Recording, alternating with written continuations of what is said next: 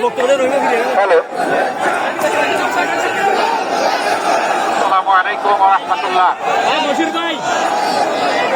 কেমন আছেন যশোরবাসী আপনারা?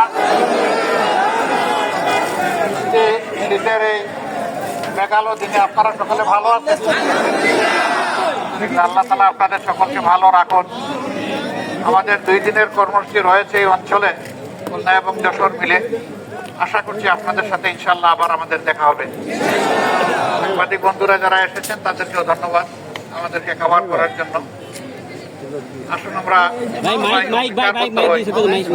দেশকে ভালোবাসবো, মানুষকে ভালোবাসবো, সবাই মিলে দেশ করবো ইনশাআল্লাহ। সবাইকে ধন্যবাদ। আসসালামু আলাইকুম ওয়া রাহমাতুল্লাহ।